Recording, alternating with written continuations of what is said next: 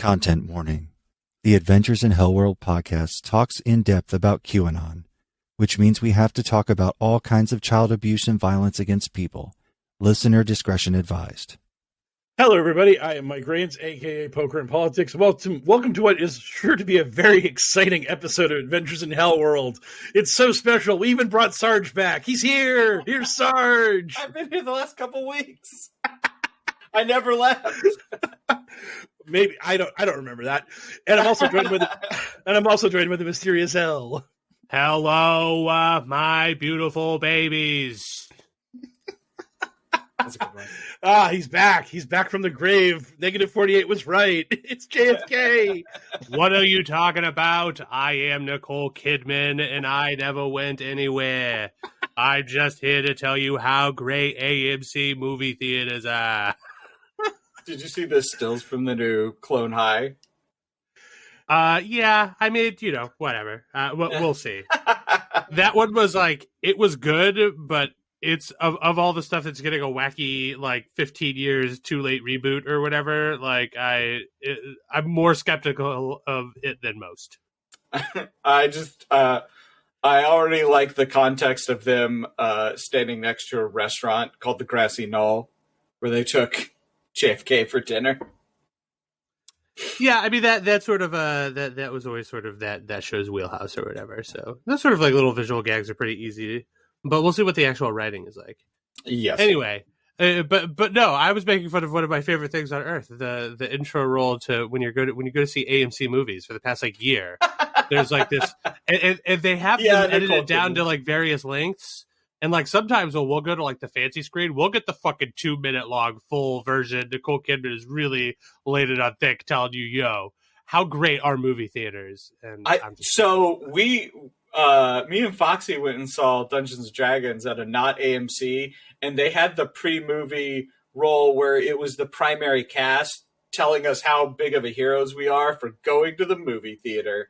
And I was like, this is awful. This is the most cringy thing here. And I'm at a D&D movie. What sort of focus testing did they do where they thought that audience were just we're receptive to this?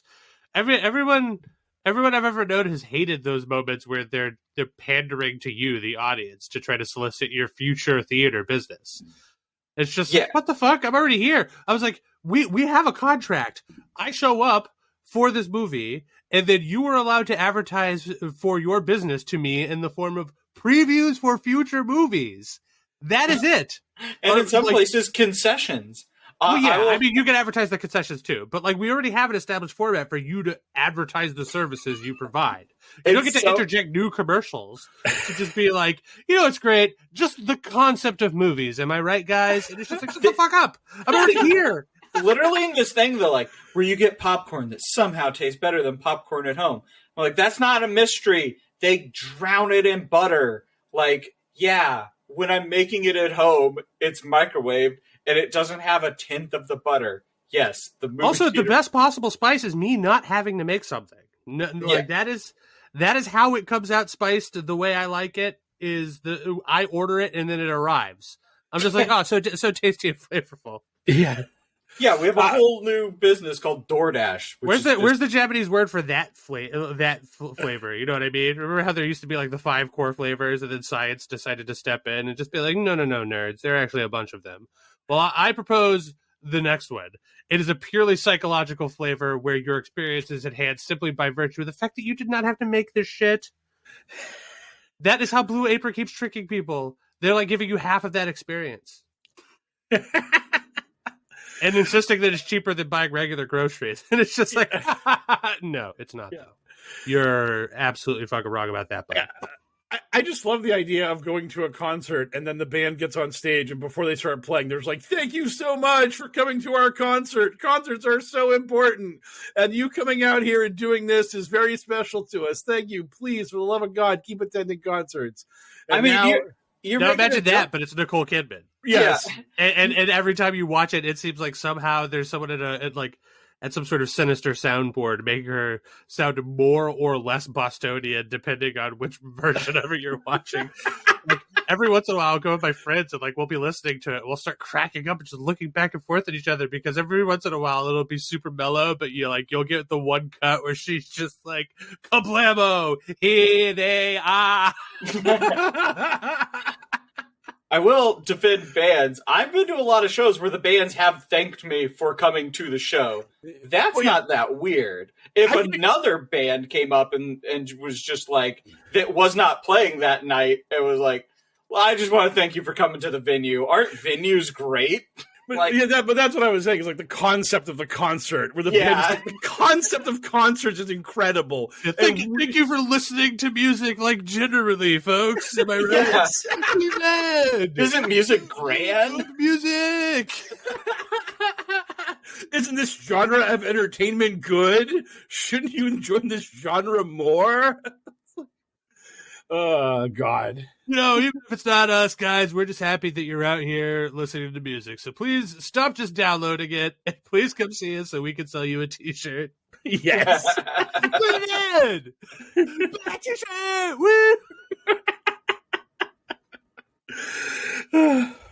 Okay, I guess we should probably actually get on with the show, which of course means starting with our wonderful amuse-bouche. It's time for a light sampling of insanity. Get ready for the amuse-bouche. Marjorie Taylor Greene. Marjorie Taylor Greene.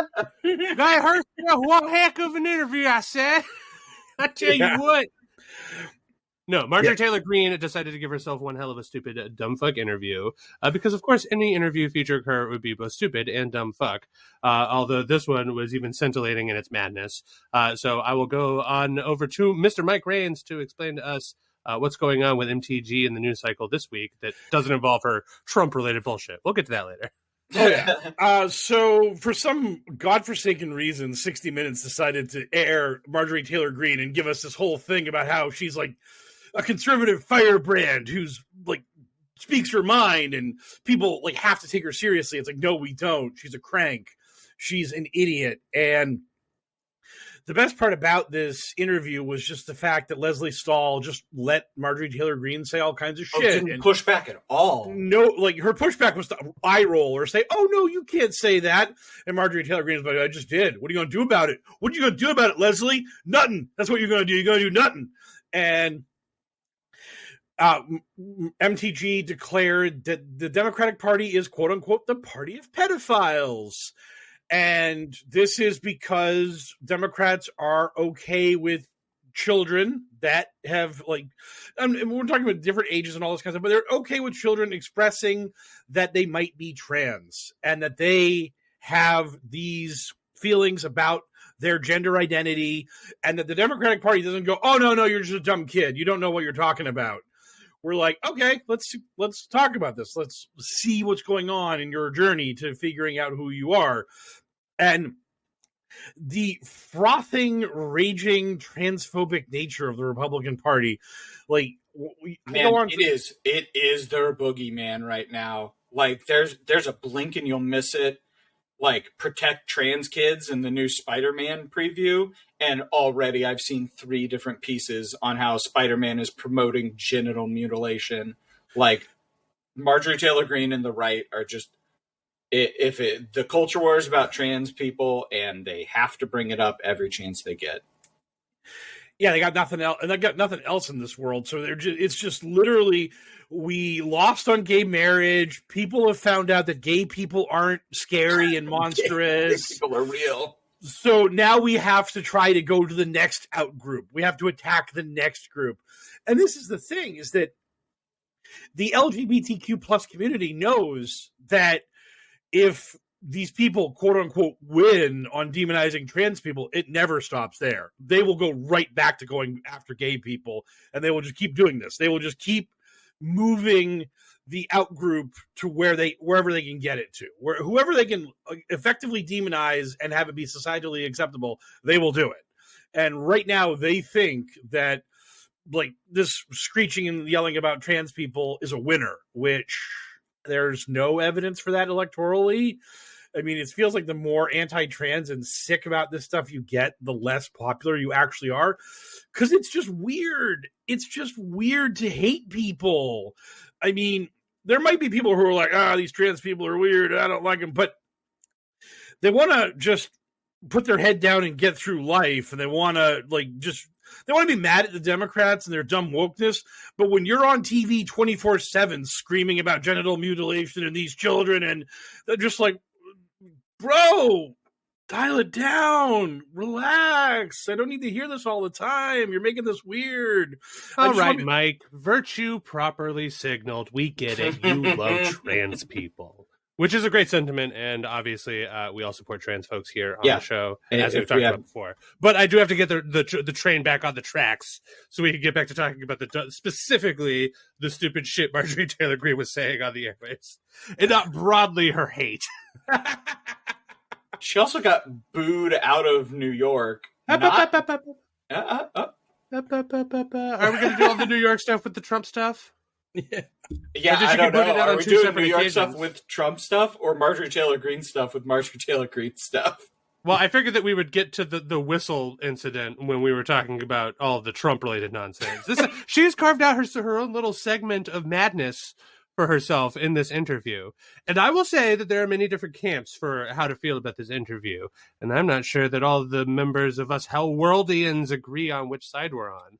Because, I feel like there's a side where it's just devil's advocate, and you're just like, hey, she's an elected official, and you have to give her a platform to speak her mind or whatever. That's just what journalism is. And then there's the camp where it's just like, okay, it was stupid to put her on there, but it's probably for the best that you didn't grill her too much to let her say even more stupid shit. And then there's the camp of people who are just like, it was stupid to put her on there, and it was irresponsible for you to not fact check her live on air and really go after her. I am in the middle camp. Because, as I have said many times before, I think, anybody who still thinks that you could come at Marjorie Taylor Greene on the air and, smash her opinions right to her face, and it would matter to her or her base at all, I just want to give you a little pinch on your cheek. I just want to give you a little pinch on your naive little cherubby cheek. Oh, that's so cute that you think that she could possibly be damaged by being assaulted with facts. If that worked, they'd be dead already. Metaphorically. Yeah. Politically, as Alex Jones would yell after screaming about murdering people. Hence where I land. Hence where I land, because there's no value in giving her that interview. Yeah. Yes, both the second and third camps both start with, why did you do this? And then follow up with, but if you were going to, either, then you get to the forked path, you know? The thing to me is that you just have this person who is capped out at representative. She can't win a statewide election in Georgia. Her psychotic goal for power is to be Trump's vice presidential nominee. That's the only way she can think of ferreting herself to higher office, because she's never going to be the governor or senator of Georgia. She's never going to make that leap. I'm going to stop you right here because I have to ask you a really pressing question. I'm so sorry. I normally don't like to do this. I usually wait, but I have to ask. Have you ever seen any Q photoshops of Joker and MTG as Joker and Harley Quinn? I have not. Thank God. Oh, thank God. I saw, on Saturday Night Live weekly update, they photoshopped Joker makeup on MTG.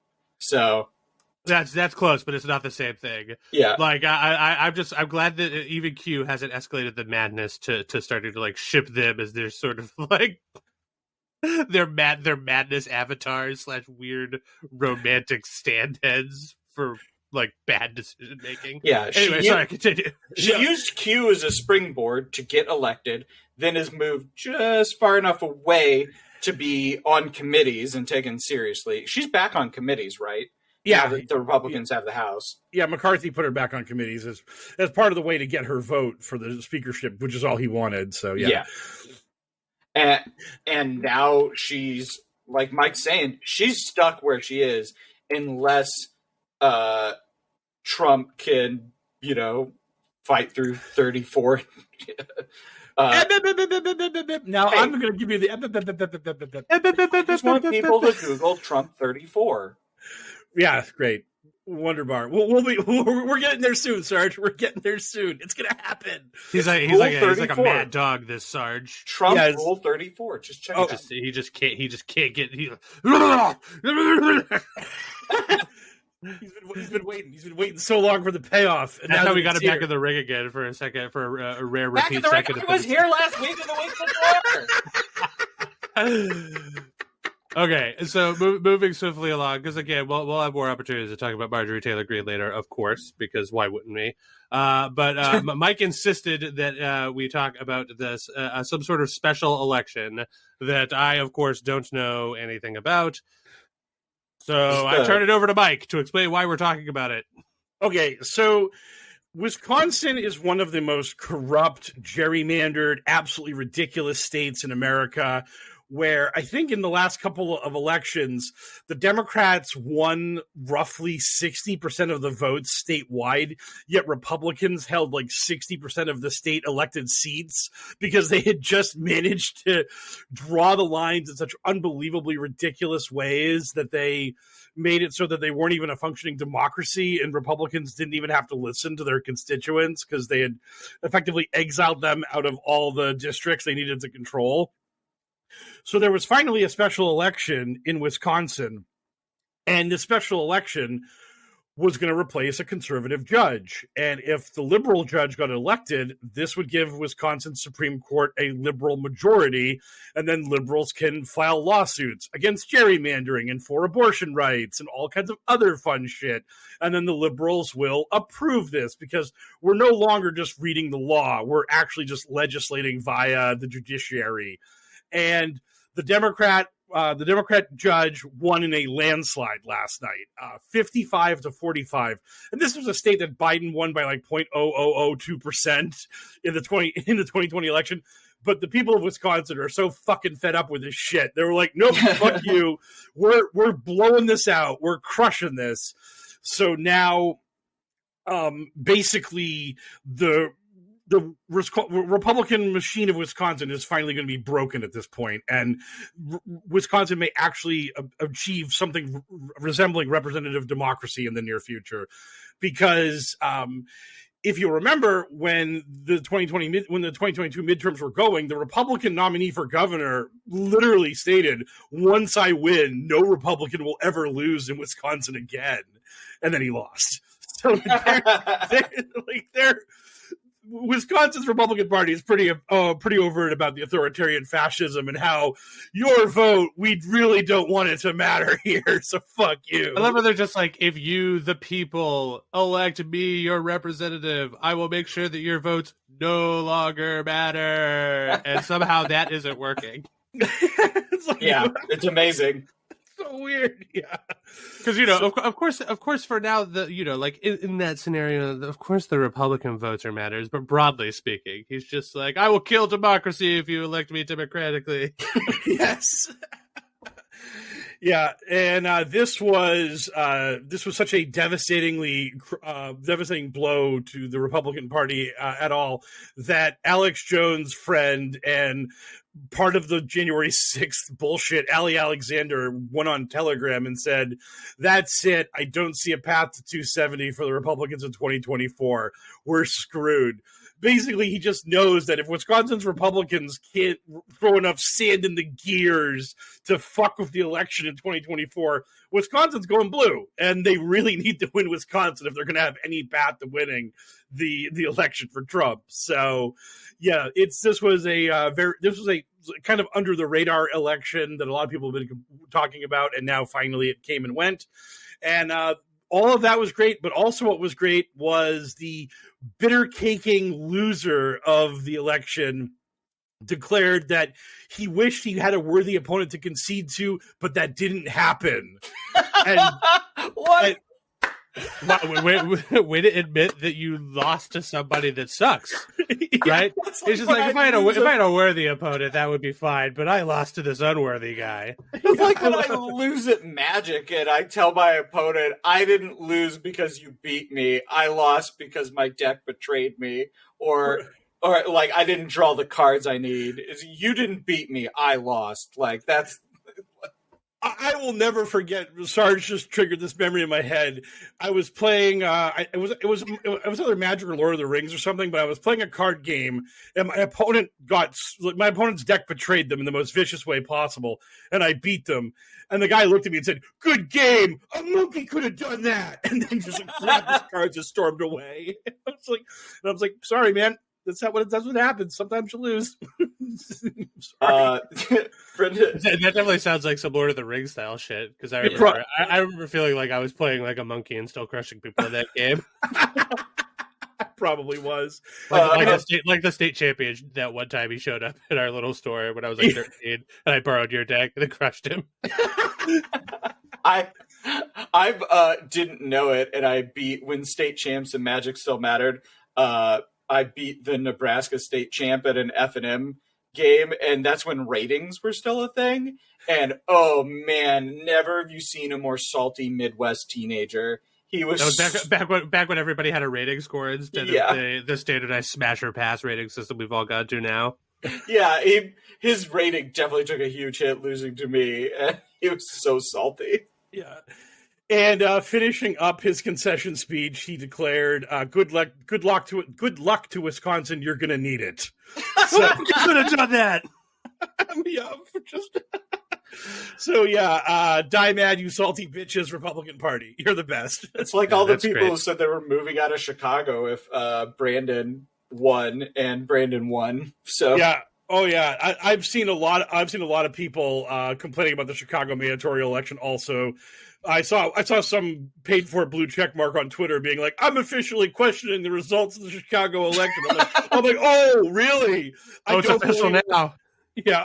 Here we go. It's official. You're questioning a Chicago election? Get the fuck out of here. People haven't been doing that for 200 years. Yeah. That's the Chicago way. Yeah. Yeah. The ghost of Mayor Daley is still fucking pulling the switches. Sorry, buddy. But Sean Connery got a little Australian there.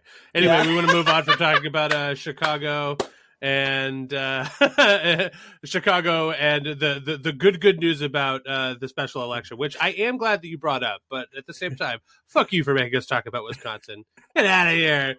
Get out of here with that one Dakota. I was going to mention that L's a desire to attack all 50 states, working at a fever clip now. Bam, take that. Yeah, I mean, before I was doing it organically, but now that artificial fire burns within me. I'm like a Mecha Godzilla. Anyway, I guess it's time for us to move on to the juicy bone that is this week's headline news. From the digital headlines to the digital front lines, it's Q's in the news. Donald Trump, who was a dickhead and could not see fit to have done it a couple of days early or a couple of days later, but no. Now that we are right in the middle, far away from it on both ends, he has finally been indicted and officially arrested for his crimes. Hey, 34 counts. I don't think we're going to go through the whole indictment. There's much smarter people that can do that for you, but 34 counts. All of them fraudulent, certainly.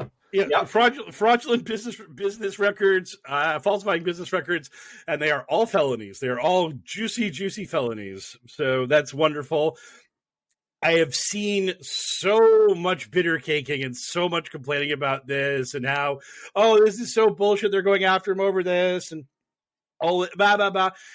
Michael Cohen went to jail for this already. We already have a precedent in this crime of someone going to jail over it.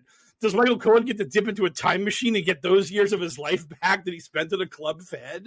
Well, you have to remember, Mike, that everyone's core conceit on the Trump team is that the president can't be prosecuted for crimes, even if he's not the president anymore. He is just he just gets to do crime.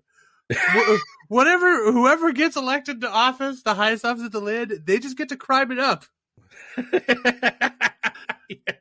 Okay, so obviously we have a nice big hearty stew of different angles of attack to discuss the whole Trump nonsense. So I'll turn it over to Mike to lead the tour so far. So where do we want to start in all of this mess?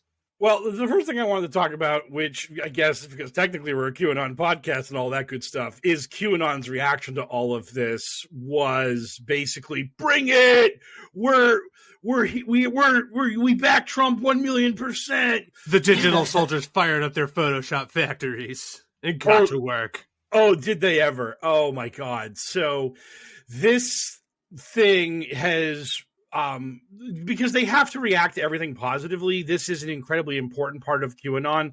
Is that it is a hope-based movement, and it is a movement based on inevitable victory. So everything that happens has to be just a step towards that victory, even if it looks like a step backwards. It's truly not, because that's for instance. I love Donald Trump. I am glad that he was arrested.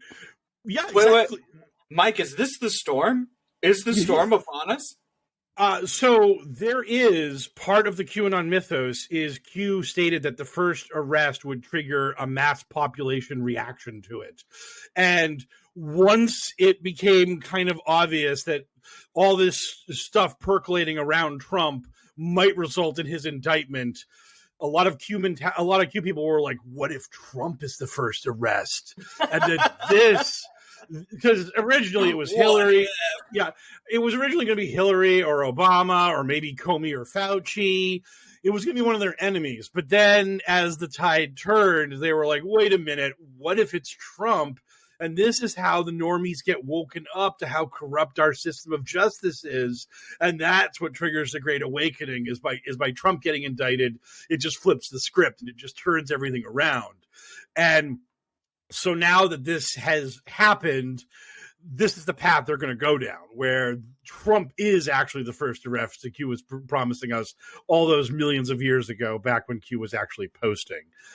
Well, that makes the most sense to me, and it is time for what is my possibly hot take to be made manifest on our podcast for our listeners' ears.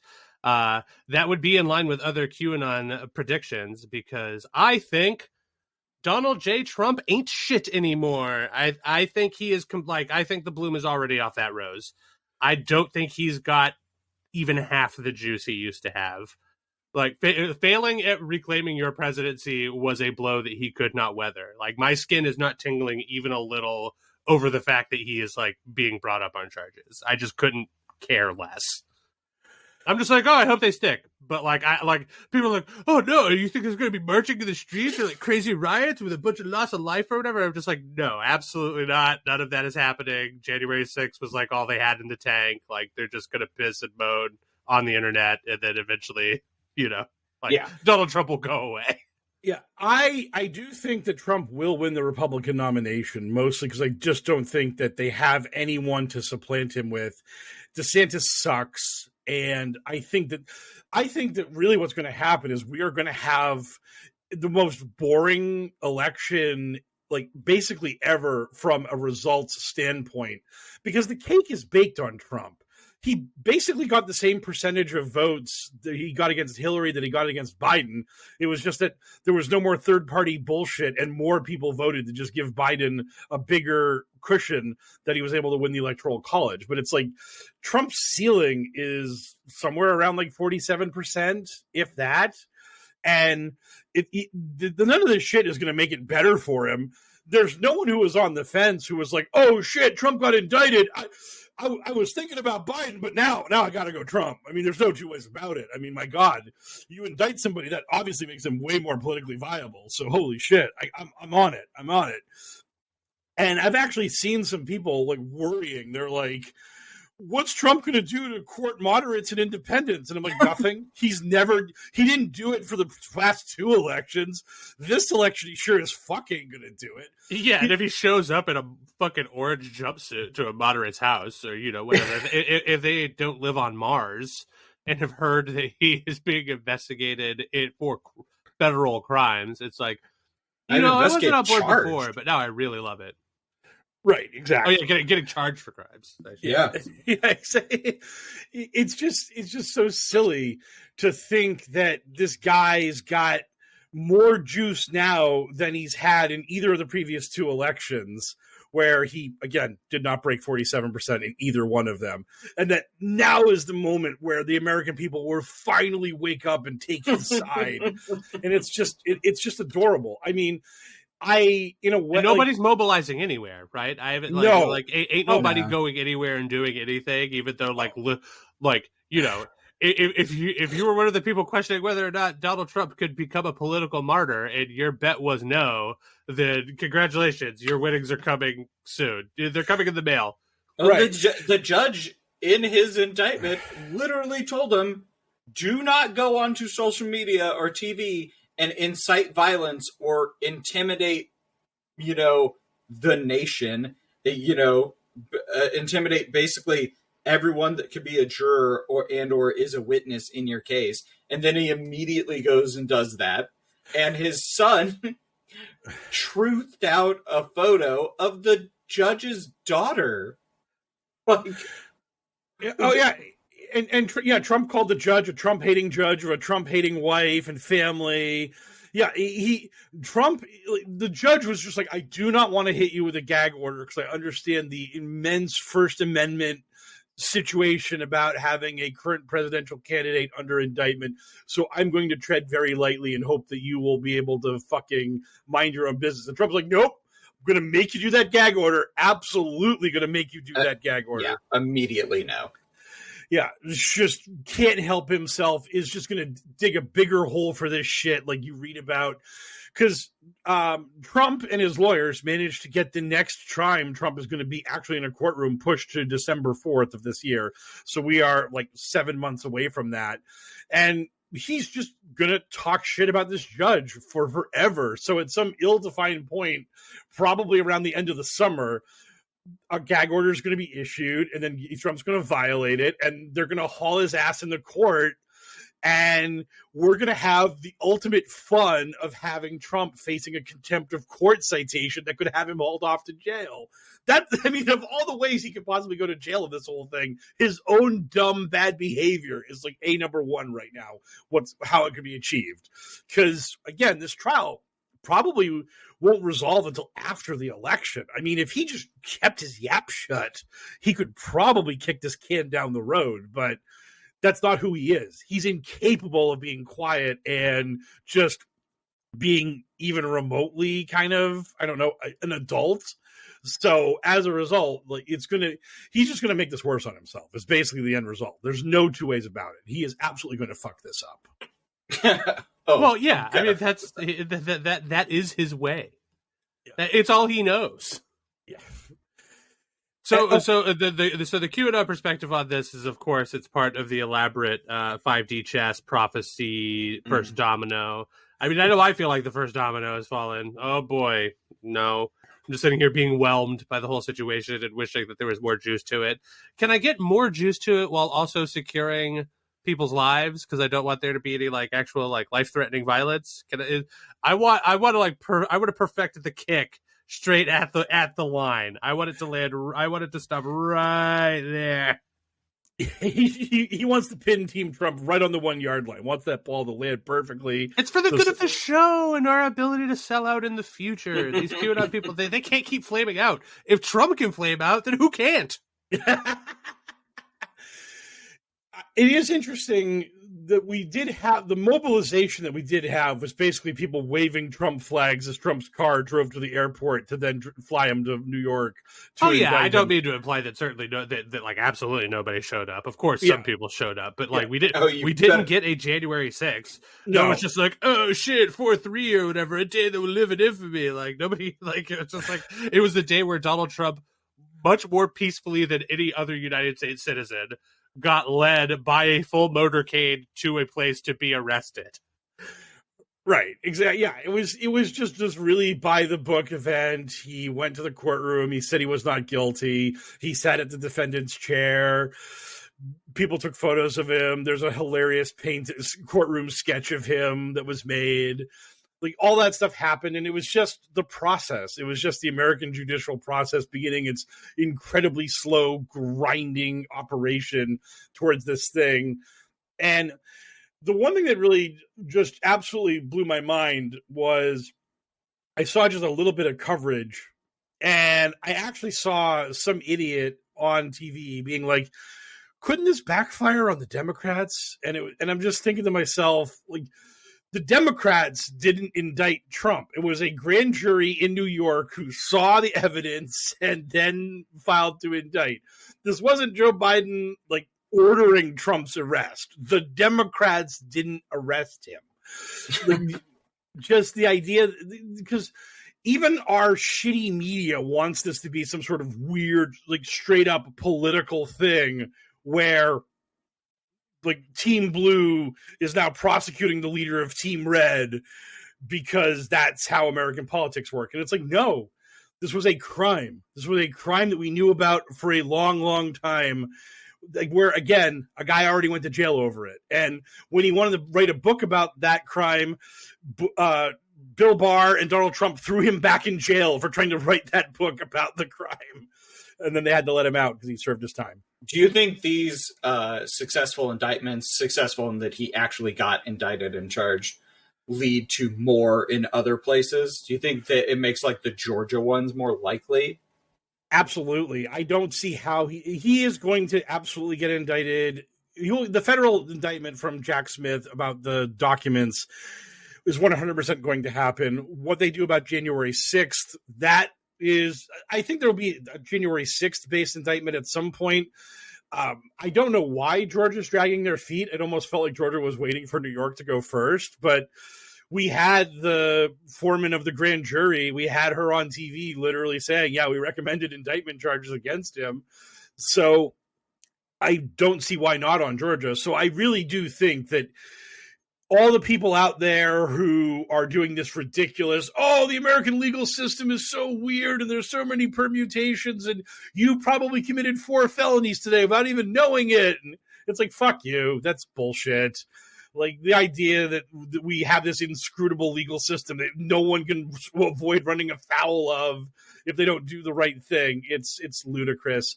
I just can't wait for those people to go from, oh, everyone's a criminal, really, if you think about it, to after he gets indicted for stealing documents and selling them to the Saudis and shit. They're going to be like, well, you know, technically everyone's a traitor. I mean, it's just the way it is. Sometimes you got to sell government secrets. It could happen to anybody. Right. It could happen to anyone. Just the way it works. It's just...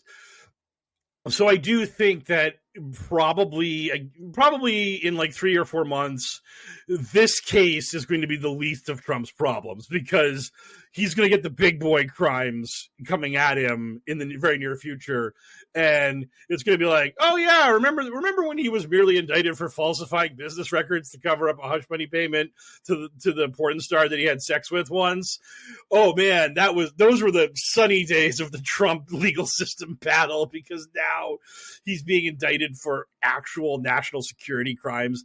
In his rambling speech about this whole thing, because like he just wanted this day to be all about me, so he got in front of a lectern and gave a big speech and ranted and raved.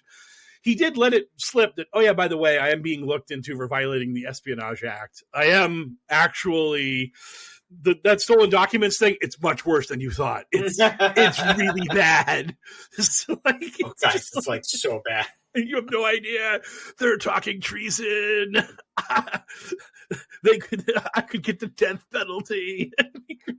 Well, let's not get too excited there. That seems real unlikely. Although, what a time to be alive that would be. I don't think that's actually going to happen. I'm just saying that it was just really funny that he's just so incapable of filtering himself, and he's just such a giant moron that he's just letting us know, A, he's guilty, and B, he's being investigated for bigger crimes. Because his interview with Sean Hannity, oh boy, if you were his lawyer, you are just, I don't know, you probably are still on your bender from that one, because Hannity was just like, so Donald Trump, you're not the kind of guy that, you know, takes national security documents and keeps them for yourself, because you're just a straight up American who like values national security. Regular American guy. You're just a guy. Right. You're just a guy. You happen to be president, but you would never violate our national security. And Trump was immediately like, oh, no, I was right to take them. I had the right to do that. Like, Sean, buddy, I can take whatever documents I want. I was the president. It's all cool. We're good. And Hannity was like, oh, let's move on. We're moving on because I'm having you confessing to crimes on my show this Ixnay on the Crime Bay. I mean, yeah, I've read more than one thing about how the worst decision Donald Trump and his lawyers could make going forward is have him testify. Oh my God, there is literally no way on God's green earth, if he ever testified under oath, that he would not commit 1,000,000 counts of perjury. Like, everything he would say, it was like, it'd be the greatest thing in the world. It'd be like, Donald Trump convicted on 5 of the 34 counts of falsifying business records, now indicted on 30 counts of perjury, and they're all slam dunks. And the report is just literally, this is the lie, this is the fact, this is the lie. It's just like, oh my God. Like, oh man, that is a man who is asserting his Fifth Amendment rights because, fuck, there's no goddamn way he could talk without it being a crime. Because there's only 2 options are confess, because he's too stupid to know he's confessing, or perjury. Perjury, easily provable perjury.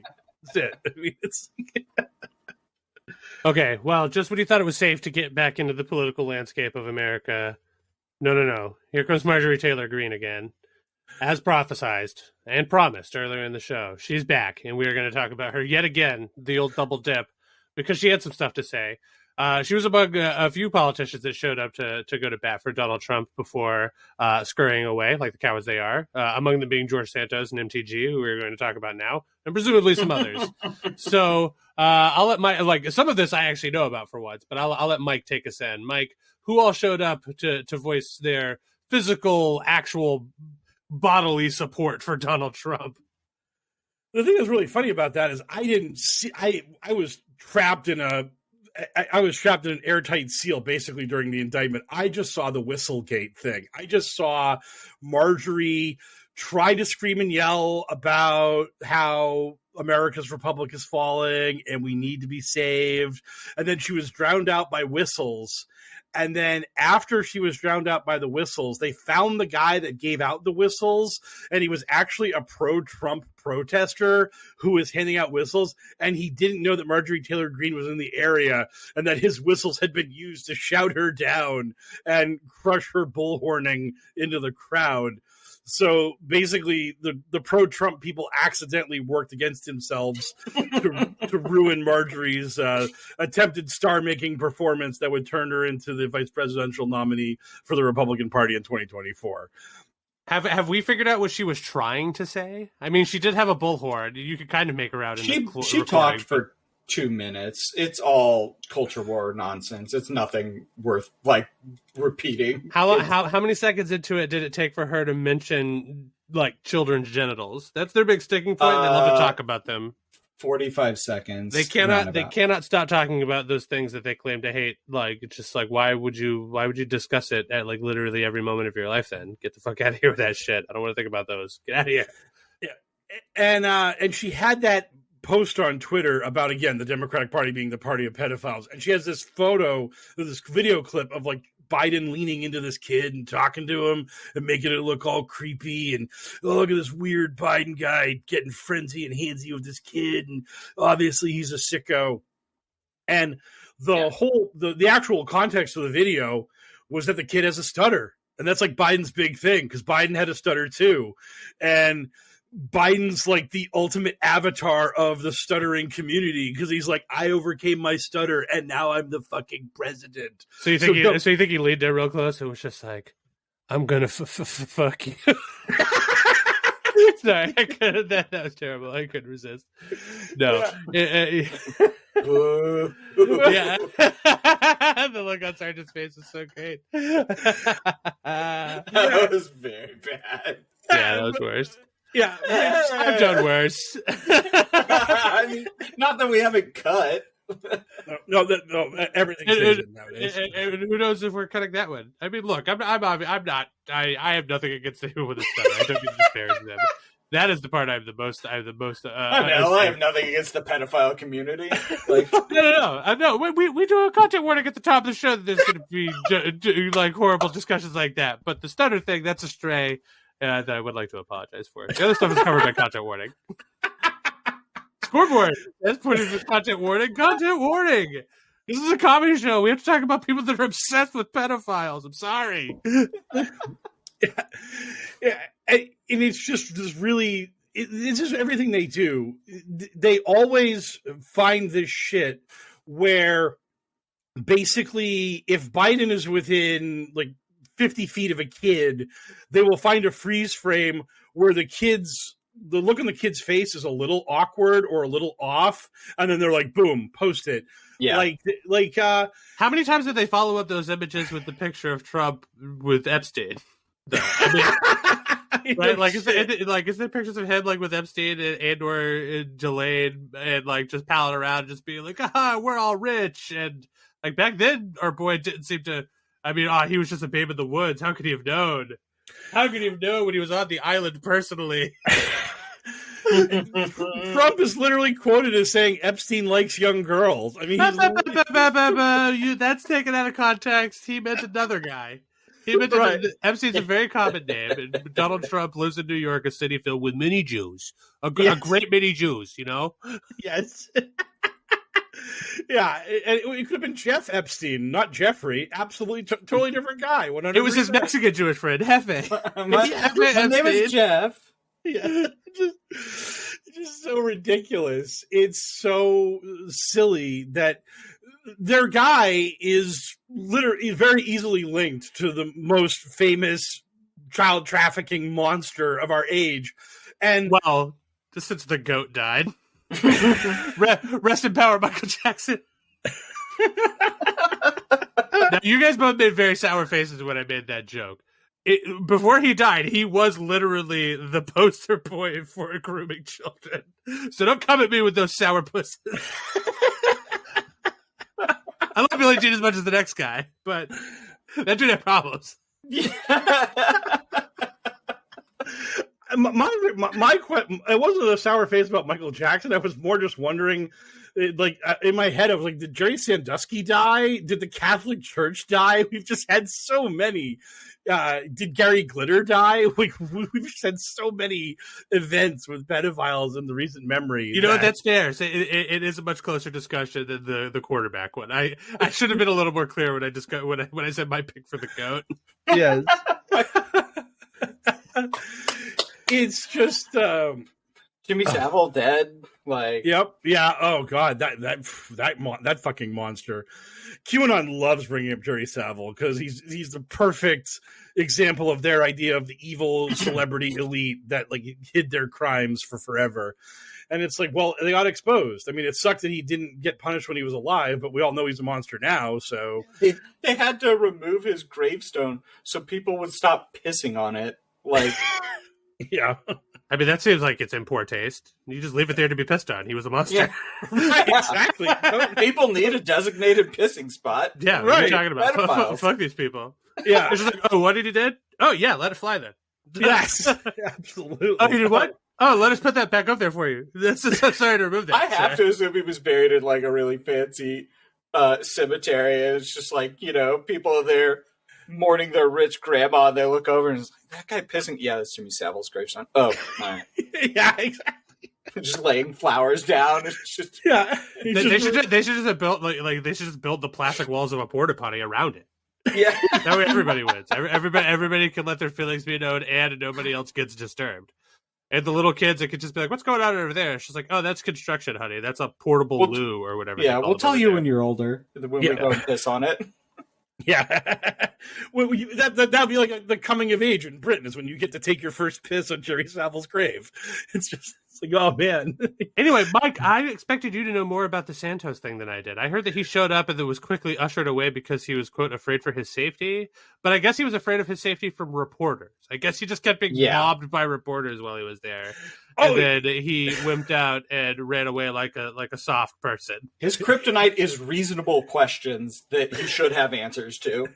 I mean, is that his kryptonite? I feel like he's got a solid play for that, and that is to just lie.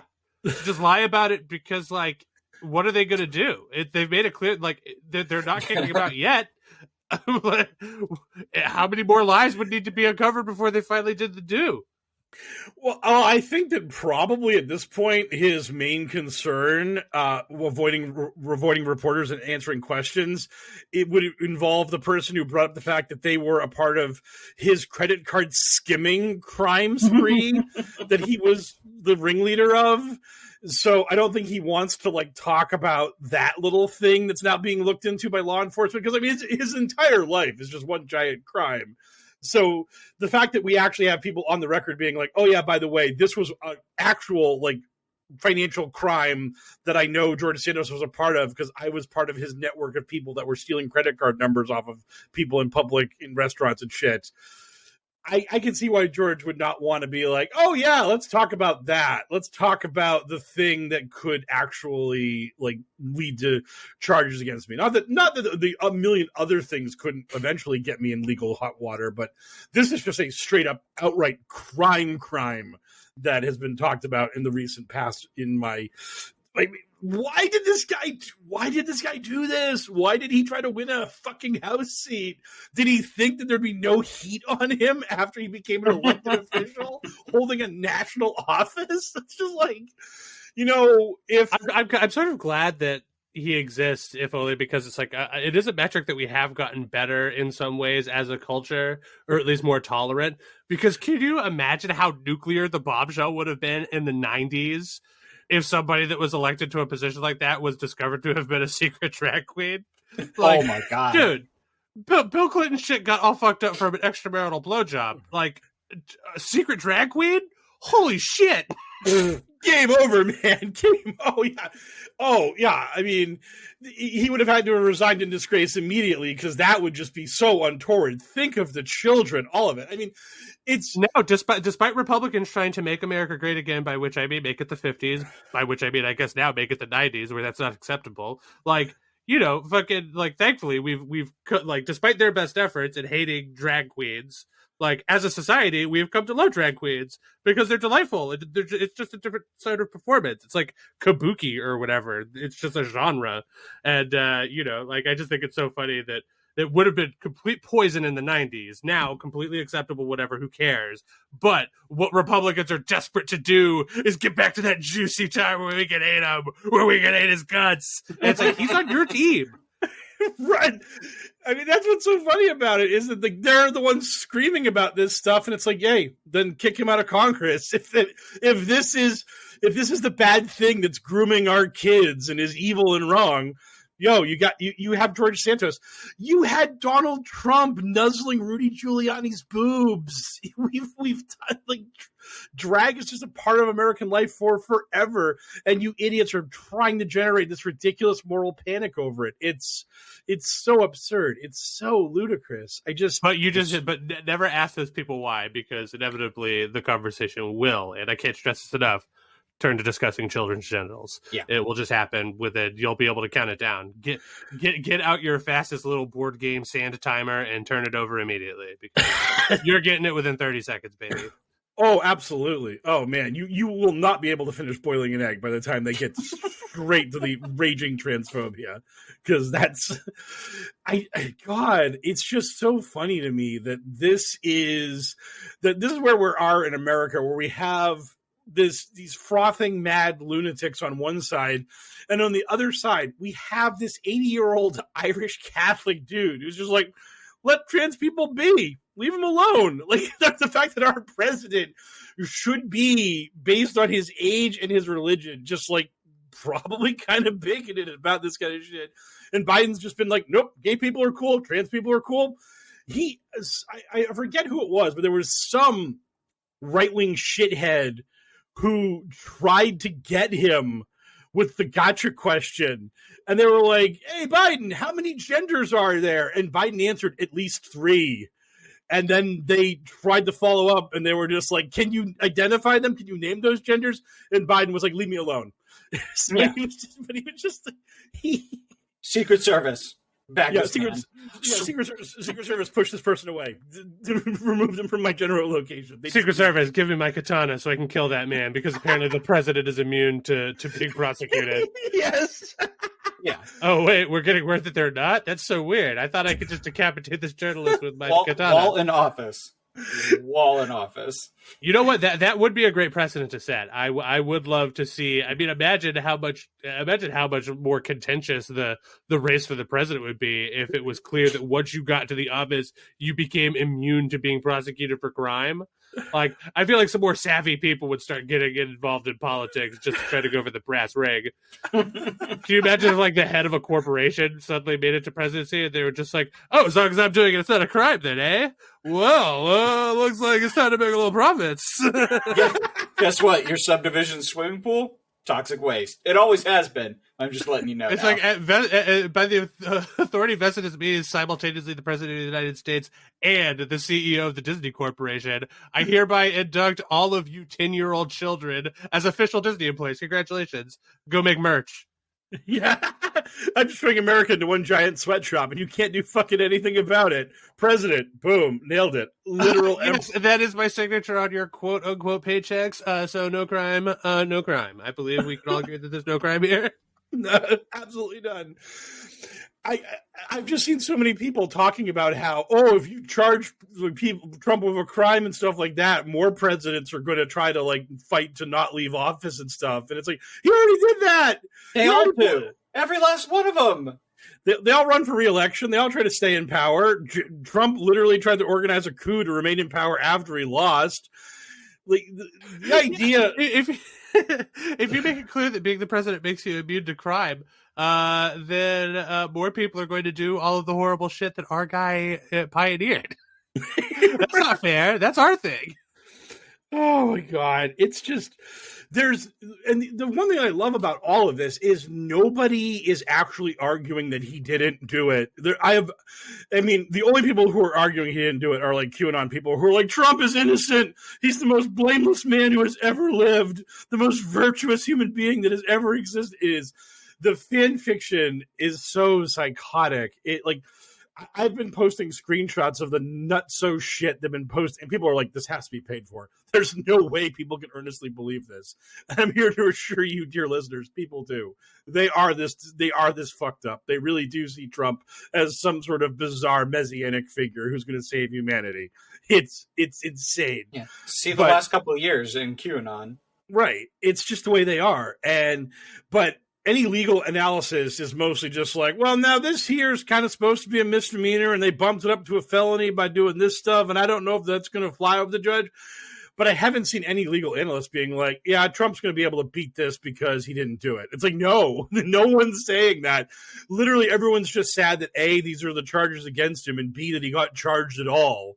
Like, I just want to fall into a time machine and go back to like whenever Al Capone got indicted and being like, oh, they're really going after him on tax evasion. This is bullshit. What are we even doing here? He's murdered so many people. This is ridiculous. And it's like, hey, they're getting him on what crimes they can get him on so they can put him in jail because he's a bad person. So, I mean, yeah, it's like how they got Al Capone. It always goes back to like they got him on tax evasion because he was very good at hiding the murder. And that's also just like that Trump murdered anyone, but there's an outside chance. It's also part of the process even before then, like when criming is happening. Like if somebody's like suspected of like murder or whatever, and they're just like, well, we've got him dead to rights on the traffic violation, so we'll use that as an opportunity to hold them while we get our murder shit together. Yeah, and investigate them further and like dig into their shit. Like, so, oh my God, guys, did we come to the conclusion after all that talk that maybe it is the first domino to fall, but it's falling in the opposite direction in the way that the Republicans want? Oh my God, Q wrong again. How could that be? Oh man, it's going to be just so funny as this shit piles up against him, and at the same time, you're just going to. It is really amazing to me how Ron DeSantis is just so fucking bad at this. The fact that he was like, I'm not going to extradite Trump. And Trump's like, yeah, I don't need to be extradited. I'm just going to get on my plane and fly there. Calm down, Ron. I got this. It's like, Ron, He's your political rival at this point. You need to be throwing elbows. You need to be trying to beat him up. And DeSantis is just like, oh, no, I'm still Trump's friend. I just want to be the nominee instead of him. And it's all good. Like in 2016, they did the exact same shit against this guy where they were all like, Trump's eventually going to cross a line. He's going to eventually do something that's going to disqualify him from continuing to be popular. And I'm just going to play nicey nice with him. And then his constituents will come to me. And then I, Ted Cruz or Marco Rubio or whoever, I will be the nominee. And it didn't work because there's no way you were going to get those people away from Trump. So he just cruised. So all these Republicans who are not Trump are just sitting here being like, oh, the next indictment's going to be the one that's going to make him too toxic for the voters. And it's like, no, there's no indictment that's going to make him too toxic for Republican primary voters. Rest assured, when he gets indicted for whatever crimes he committed on the documents and every shit like that, even if we have like a fucking video of him being like, hey, I can get $5 million for selling these nuclear secrets to Saudi Arabia. Fucking tell him to PayPal it to me. Won't matter. They'll call it a deep fake. They'll fucking say that it doesn't mean anything, that it's fake news. They're going to vote for him. Like, the only way you can beat Trump is by going at him. And the fact that fucking Puddin' Fingers DeSantis can't do it, it's like, congratulations, Republicans. Congratulations on Trump being your nominee again. DeSantis has proven himself to be such a weak do-nothing that it's just like, I guess maybe see you in 2028, and hopefully you put yourself in the fucking hyperbaric time chamber or whatever for those 4 years and come out somebody that's actually got a little bite to him, because otherwise you're not the next Trump, buddy. Like, you've got nothing going for you. You're like, I'm the king of the worst state in the South somehow, Florida. And it's just like, wow, congratulations there, Chief. You really did it. You're the best. I mean, like, this is the thing. Let's just say that this works out the way it does. Trump runs in 2024, gets raffle stomped. In 2028, just like your hypothetical matchup, DeSantis versus Tucker Carlson. Tucker destroys him. Tucker's the nominee 10 out of 10 times. I mean, it's just... Oh, yeah, Tucker's for sure got juice. Yeah. And I feel like Tucker, for all of him being a horrible monster, I feel like he does have it in him to... suddenly just look down the barrel of a camera and be like, Donald Trump sucks. Like, he's the worst. And then people will just be like, but Tuck, look at all this footage from your show over the years with you effusively praising Trump. And he'd just be like, that was then and this is now. Trump is the worst and I hate him. And it's just like, okay, well, I do have faith that Trump, that like, it would be like a clinical move. Like, the people that control him would tell him, this is what you need to say down the barrel of the camera. But he'll perform. He'll do it. Oh, absolutely. He'll you give him the script, he's going to read it. He's going to say what he needs to say. I mean, that's just the way it works. And the fact that no other Republican can do that is so wild. They're just so beholden to this guy, no matter what. And it's just going to be great. He's just this giant anchor that's been thrown to the Republican Party that they're just going to go down with.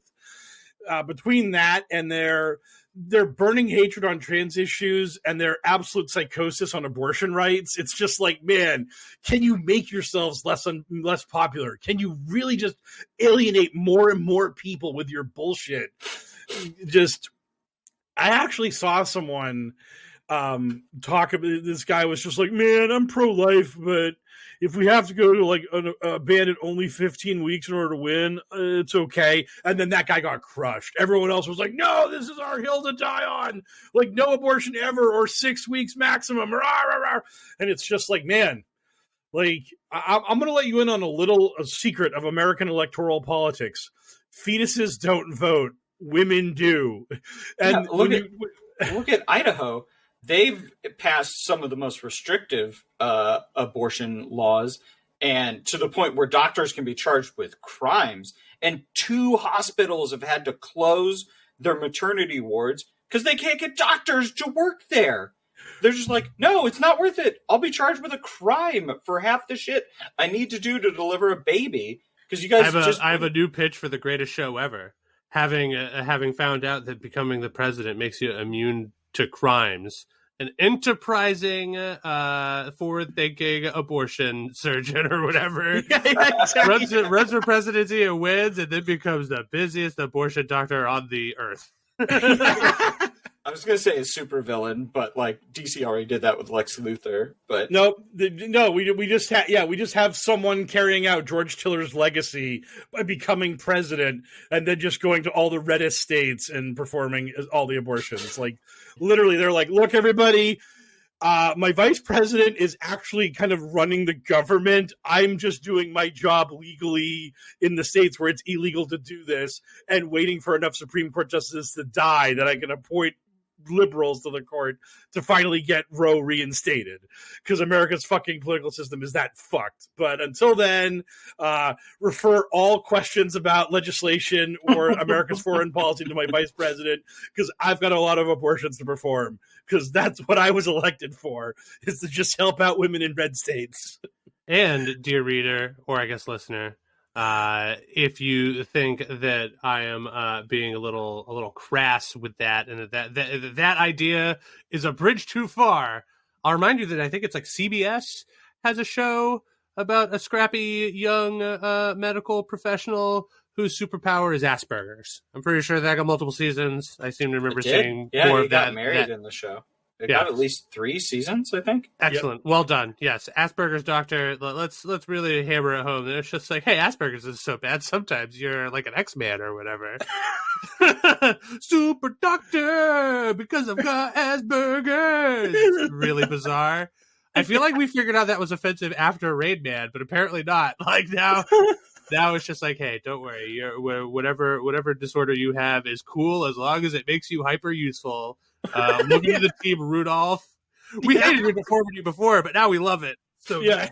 Now your red nose is useful. Get on the sleigh, Rudolph. Now you are our new god, because we are a fickle lot. It's like, okay. Anyway, speaking of a fickle lot, I feel like that's as much Trump talk as we need to do this week, because as the story continues to develop, we will continue to have to revisit it, of course. So let's instead away to our listener mailbag. Our listeners got questions, we got answers. It's time for Q&A. Meebad asks, recent IRS quote-unquote raid on Matt Taibbi, concerning or a stunt? Since only the worst people are reporting on it, I'm leaning towards stunt. I don't think it was you put raid in quotes, so I do think it was more along the lines of not a raid. And I don't think that anyone's actually going after Elon's bootlicking toady. I just don't see this as a devastating politicization of the IRS against poor innocent journalists. Like, he was the guy that like wouldn't really even defend the fact that he was getting rich off of Elon's bullshit. Because when he was before Congress, they were like, "Are you making money off of this?" And he was like, "Well, I have more money, but I spent more money, so not really." And it's like, no, that means you made more money. That's how this works. If you spent more money, that means you had more to spend. Yeah, I accumulated more money, but I spent it all on cars and stuff. So I have technically the same amount of money, if you get what I'm saying. Like I'm the same amount of liquid. Yeah. So as he also stated, like, again, this has not really made it into like any kind of news, because again, no one really cares about him unless he's posting Elon's latest Twitter files, which I think we're on like part 97 of, and no one cares. It's just, and for those reasons that Mike just outlined, Sarge and I aren't really interjecting very much, because I'm sure that we both don't know who this is. I don't know who this is. Matt Taibbi. Yeah, he's. I know him as Elon's pet reporter. Like, he gets drip fed what Elon wants him to tell people. My heart weeps for you that you have to know this. I knew that much. Join me in the blissful ignorance of not knowing who this guy is at all. It's so good. Just like, hey, did you hear that this guy got raided by the IRS? And I'm just like, oh, sick, I guess. I don't know that guy. Sweet. Sweet or terrible? I don't know who he is. Yeah, the best part about him is that he's just an absolute piece of shit who wrote a book about sexually harassing / assaulting women in Russia. And then when people brought it up that he actually chronicled a book about him and his friends doing this stuff, he's like, oh no, those sections were satire or parody or whatever I have to say to not admit that was what I actually did and chronicled when I was apparently a sex pest overseas. So yeah, combobulations to that terrible human being, and I hope Elon's money is worth it. Pancake Peasant asks, sports betting is a huge thing. What are your top complaints about the state of things, comma, and is there any QAnon connection to a non-better wouldn't be aware of? Oh, nice. Me and Sarge can take a pee break. Yeah. Time to take a little nippy nap. I don't think ever bet on sports in my life. Yeah. I'm the degenerate sports bettor of the three of us. I don't really have any complaints about what's going on right now. I'm more happy than anything that online sports betting is now legal in Massachusetts, so I don't have to dip over to New Hampshire, because basically all around Massachusetts it got legalized, but Massachusetts has dragged its feet for forever before finally doing it. The QAnon connection, I would believe, is more along the lines of the weird pattern recognition / everything is rigged bullshit that exists in our world. I don't think people understand how conspiratorial sports bettors are. It is insane how everyone thinks the refs are out to fuck you in particular. Yeah. Like, I knew people in Vegas who would swear to me that the Sunday football games were all on the level, but Monday Night Football was rigged because they knew everyone was betting the Monday night game because it was the only game to bet. So they would just rig it so the team that had the more money on it would lose. And that's just a recurring thing. And you'll always hear shit like this. Like, it's really funny how people who are super into all the nooks and crannies and all the special advanced analytical stats, at the end of the day, they'll just go full QAnon about a fucking football game. And it's just like, make up your mind. Are we going to talk about pass block win rates and air yards and all this kind of niche shit that no one understands? Or are you going to tell me, yeah, they brought this ref in to rig the game because they want the Bills to win? Like, you can't have both. You can't tell me that the stats matter and that it's the WWE. It's got to be one or the other. There's no middle ground. So I just think it's really funny that America has become more and more conspiratorial as time's gone on. And the more people who bet on sports, the more conspiratorial they'll become, because there's no way my bet could have lost. It had to be rigged. And it's like, no, sports are just fucking unbelievably chaotic and everything's a small sample size. So that's just the way it works. So it's just fun. So thank you. Co-signing whatever Mike Rain said, I guess. Yes. I hope you had a good turn one draft in Storybook Brawl while I was doing all that. I hope you got Humpty. Hope you're going to be able to triple up that egg. Oh, is it working again? Oh yeah. It turns out it wasn't permanently dead this time, but the fact that seemed like the case, not a good sign. Anyway. Cleodora Silvestri, the HellwQrld Grand Inquisitor, asks, how did you celebrate Trump's arrest? I mostly just talked to one of my liberal friends, and they were just like, yeah, hey, he got arrested, he got indicted, fuck that guy. And I was like, yeah, fuck him. What actual day did it happen? What was which day was it? Tuesday. It was yesterday, wasn't it? Well, yesterday was the indictment. The indictment was unsealed, but the actual declaration that he had been indicted was like Thursday. It was like right after. It was like, as Elle said, it was like right after we finished recording on Wednesday. It was like, boom, and now we're putting the podcast on the internet. Clicks button. Trump indicted. It's like, fuck you, god damn it. Yeah, I tried to think of, if it was Thursday, I think that I was doing nothing. But if it was any other day over the course of the weekend, then I would have been doing something. For instance, if it was Friday, I would have been playing D&D to celebrate. By which I mean it was happening, and I would have been playing D&D because I don't care.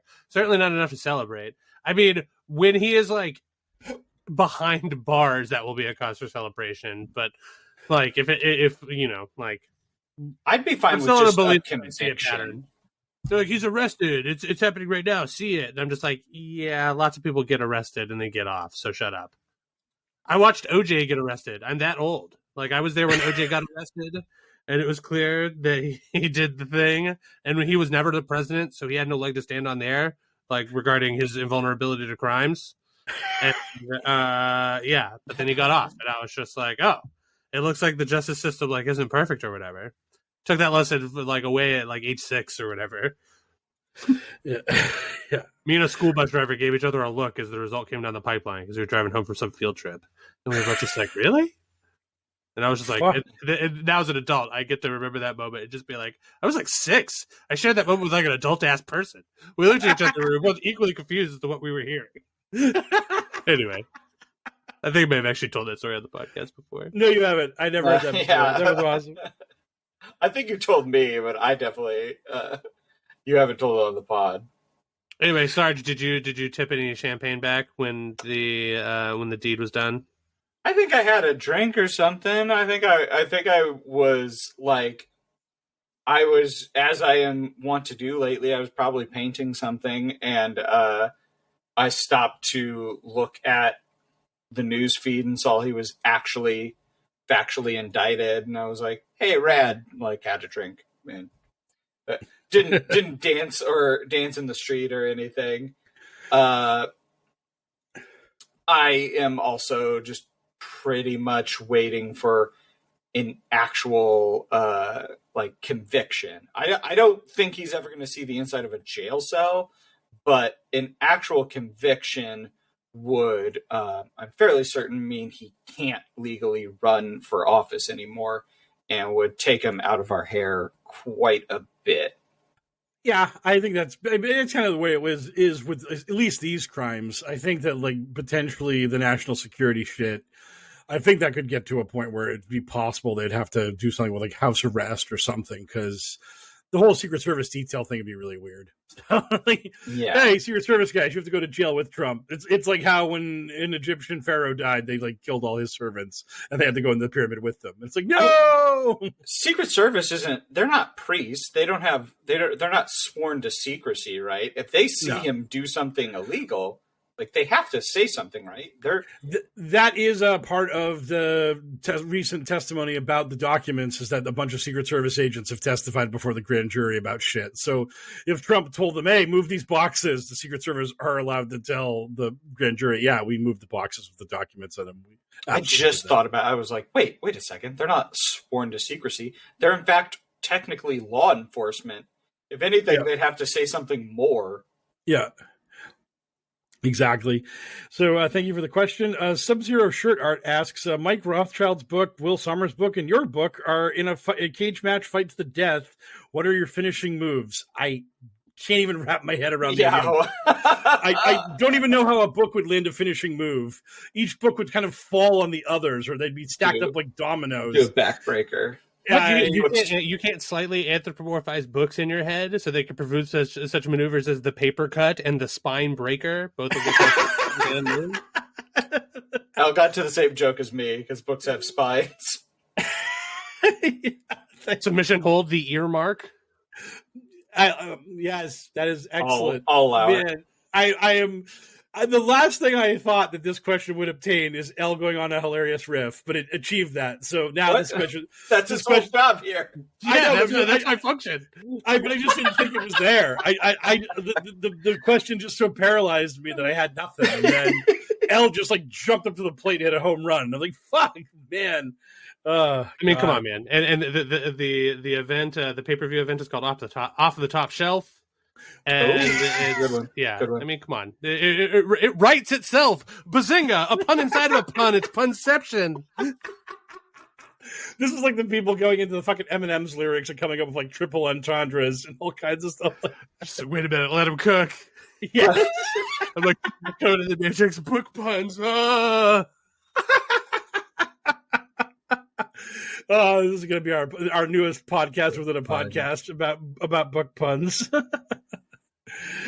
Yeah, please like and subscribe. Yes. Bazinga! Another pun.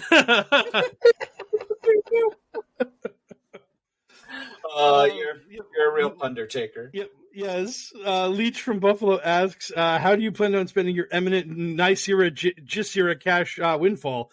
By converting it into Iraqi dinars. Excuse me? What? Oh, Jisira Nisira is basically the Iraqi dinar scam before the Iraqi dinar scam happened. It is this idea that the American currency was going to be reevaluated in such a way as to make everybody immensely wealthy. the story was like that Bill Clinton signed a law to do this, and that obviously isn't true.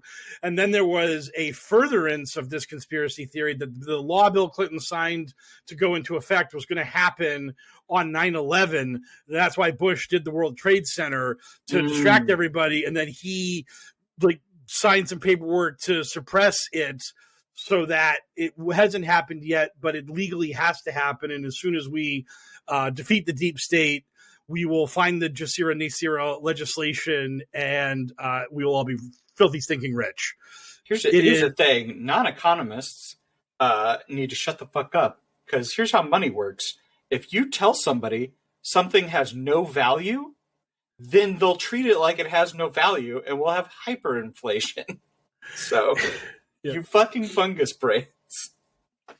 If everyone tells, if the government says, hey, that old money has no value, this is the new money, and you're all rich, the market will correct itself. Look, I'm not saying that you're wrong and to go off King, but that being said, I did think it was pretty funny for you to lead that statement with, if you're not an economist, fuck up, shut the fuck up. Here's how money works. Yeah. I believe that's literally what you said. If you're not an economist, people should shut the fuck up. Here's how money works. And here I am thinking, I didn't know Sarge was an economist. I took some an economy class in college. Oh, thank God. You cleared that bar yet. So I think that you have now perjured yourself on the podcast. So the only way you can fix this is by becoming president. So you can be immune from the crime of perjury that you committed just a moment ago. Super amnesty. Yes, ultimate amnesty, the greatest of amnesties. Brian, as seen in the J6 report, Shot asks, what video game recommendations would you have for someone who is trying to get into gaming? I've been enjoying Zelda Breath of the Wild and Final Fantasy IX. Difficulty level, I only have a Nintendo Switch and a crippling case of ADHD. My partner just downloaded a game called Dredge, and she's having a ton of fun with that. It is a RPG eldritch horror fishing game where your avatar is a little boat that you run around and you try and solve a mystery and level up your boat so you can fish up more horrors from the deep. So I've been watching her just like that, just consume her free time. Man, for the Switch, I don't have any slam dunk answers for people who have ADHD. I mean, I have one, but I'm afraid it's Mike's, and I don't want to steal Mike's answer. Oh no, go for it. And if you steal from me, then I'll just try to come up with something else. Well, then my answer will obviously be Hades. You should be downloading and playing Hades. In fact, I'm surprised that you and us are not playing Hades right now. Is Slay the Spire on the Switch? I think so. Yes, but again, didn't the like? I feel like they specified that they have ADHD. So we don't give them like a so not just like Civ 6 or you know what I mean? Well, yeah, like, you said Hades, so I threw in another. I mean, Slay the Spire is another roguelike, so you're but it's like that. card based, isn't it? Am I getting confused with something else? That's like yeah. I think that's a little more cerebral than like the fast switch action gameplay of a Hades. How does Doom run, like the newer Dooms run on the Switch? I haven't played any of them. That also seems like it'd be good if you just want something to get in there and get some stuff done. I have no idea because I don't have a Switch, so hopefully it works. It'll be good. Wow, what a bunch of clowns! Well, actually, no, I know Sarge has a Switch. What a bunch of clown, aka Mike Gaines. Now it's your time. You get to be baby in the corner. Well, actually, the funny thing was that Sarge stole my idea because I was going to say Slay the Spire because I know it's for the Switch, and I didn't know that Hades was for Switch, so I was going to say Slay the Spire because I think that he had messaged me earlier about turn-based games and enjoying them. So knowing that turn-based was something that was in his wheelhouse, I was definitely going to recommend Slay the Spire. Oh, okay, fine. So play and enjoy some Slay the Spire, and relish in the fact that there are much better versions of that game for you to explore afterwards. I stopped recommending Slay the Spire to people, even though like it was a revolution when it came out, because now that it spawned this whole subgenre of the card-based roguelike, I just don't think it's the best one anymore. I don't think it's even close. No, I don't think. I know you love Monster Train. What is also on the Monster Train tier? I mean, in terms, so for me personally, like Monster Train is the best like specific card based roguelike that I've played still. So, I feel like if you're just looking for specifically that sort of trip, I think like Slay the Spire is a better introduction to the genre than Monster Train. And I personally had a lot more fun playing Monster Train than Slay the Spire. So I would still go Slay the Spire first, and then if you like that, try a Monster Train. Personally, the thing that hooked me the same way that Monster Train did was it ended up being Storybook Brawl, which we had like touched on briefly earlier. Like that sort of got me feeling sort of the same sort of gameplay loop like sensation, even though it's a different style of game and it's competitive against other people. So, but that game, for as long as it still exists, is cheap as free. So if you have a PC, even a crappy PC that can play a game, I highly recommend Storybook Brawl. I know Monster Train's on the iPad now. I don't know if it's on the Switch. Yeah, I don't think it is, which is why I hadn't mentioned it.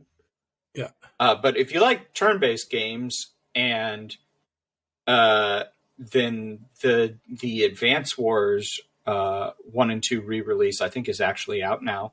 That's a classic GBA era turn-based tactical game that I can recommend. It was fun as shit back in the day.